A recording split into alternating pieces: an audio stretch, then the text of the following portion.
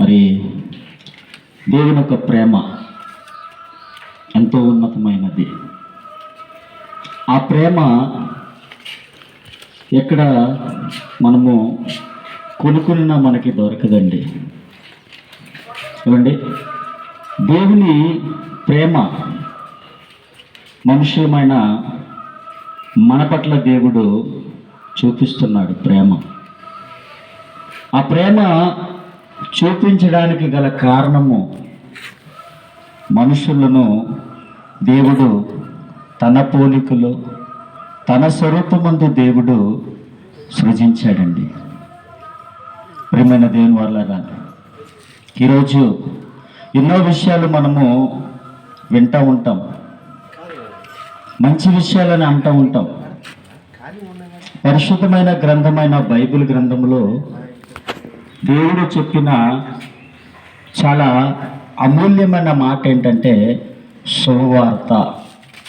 అంటే మంచి వార్త, శుభవార్త. మంచి వార్త ఏంటండి అని మీరు అనుకుంటున్నారేమో. ఏమండి, ఈ శుభవార్త ఎందుకు మంచిదో ఇప్పుడు మరి దైవజనులు ముందుగా మరి పాట పాడారండి. ఆ పాట మీరు విన్నారో లేదో. ఏమండి, మనుషులంతా ఒక్కటే, అందరి దేవుడు ఒక్కడే అని ఏమండి మంచి పాట మరి పాడడం జరిగింది. మనందరము వేరువేరుగా కనిపిస్తున్నాము, కానీ మనందరికీ దేవుడు ఒక్కడేనండి. ఆయనే సృష్టికర్త అయిన దేవుడు. ఏమండి, ఆ దేవుడు మనల్ని తన బిడ్డలుగా చేసి ఈ లోకంలో మనందరము కూడా ఆ దేవుని ప్రేమను మనము చూపించాలి.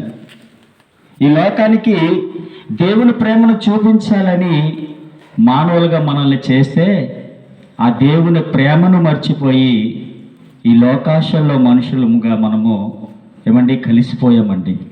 ఈ లోకంలో ఏమండి మనుషులందరము ఏమండి లోకాశల్లో కలిసిపోవడం అంటే, ఈ లోకంలో మనము బ్రతికితే చాలు, మనల్ని చేసిన దేవుడు ఉన్నాడు, ఆ దేవుడు మనల్ని పిలుస్తున్నాడు, ఆ దేవుడి దగ్గరికి మనం వెళ్ళాలి అనే సంగతి చాలామంది మర్చిపోయారండి.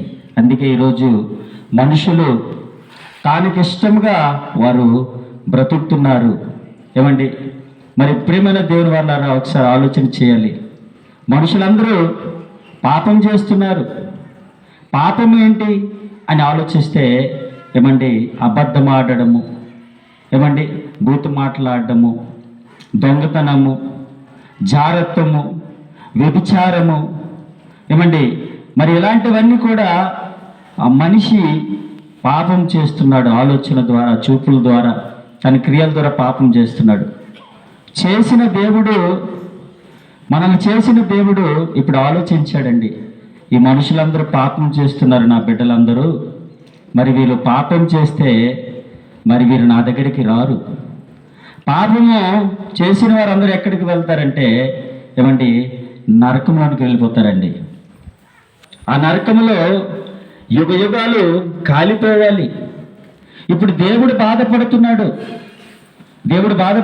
నా బిడ్డలు నరకానికి వెళ్ళకూడదు, నా దగ్గరికి రావాలి. అయితే వారి మధ్యలో, వారికి నాకు మధ్యలో ఏమొచ్చిందంటే పాపం అడ్డొచ్చింది. ఏమండి, దేవుడు చెడుతనము చేయట అసాధ్యమని ఉందండి.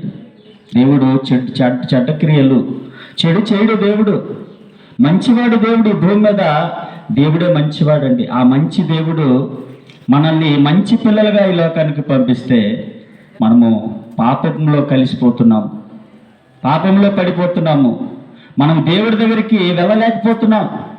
ఇప్పుడు దేవుడు చెడ్డవారైన మనల్ని చూచి ఆ మహాదేవుడు బాధపడి ఈ మనుషుల పట్ల ఆయనకున్న ప్రేమ ఎంత గొప్పదో ఒకసారి మనం ఆలోచన చేయాలి. ఇప్పుడు మన దేవుని వాళ్ళారా, ఏమండి మనమైతే ఎవరితో స్నేహం చేస్తామండి?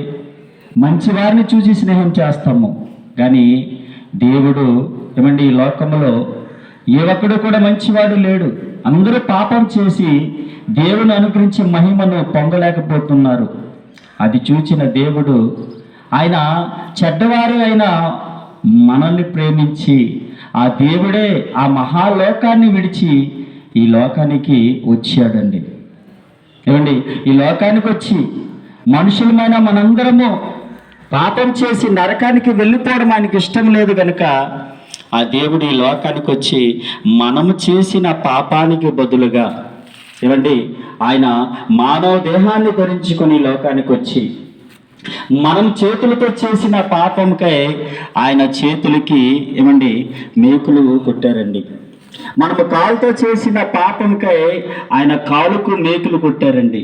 మనము చెడు తలంపులు ఆలోచిస్తున్నాం కనుక యేసుక్రీస్తు ప్రభు వారి యొక్క తలపై ముళ్ళు కిరీటమును, ఏమండి, గుచ్చివేశారండి. అంతేకాదండి, ఆయన్ని ఎంతో నిందించారు, దూషించారు.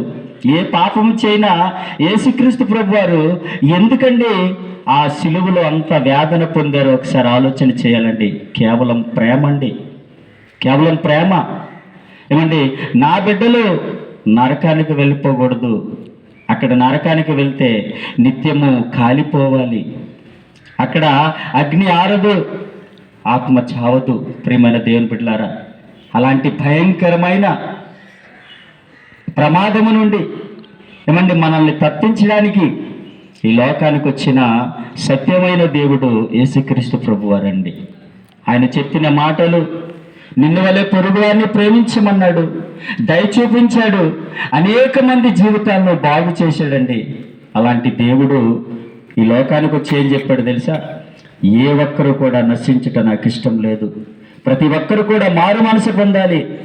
నన్ను నమ్ముకుంటే మతం మార్చుకోక్కర్లేదు, నన్ను నమ్ముకుంటే ఏమీ మార్చుకోక్కర్లేదు, కానీ ఒకటి మాత్రం గుర్తుపెట్టుకోవాలి, నన్ను నమ్ముకుంటే నువ్వు ఆ పాపపు జీవితాన్ని విడిచిపెట్టాలి. ఎందుకంటే నేను నీ కొరకు రక్తం చిందించాను, నీ కొరకు ప్రాణం పెట్టాను అని చెప్పిన ఒకే ఒక్క దేవుడండి యేసుక్రీస్తు ప్రభువారండి.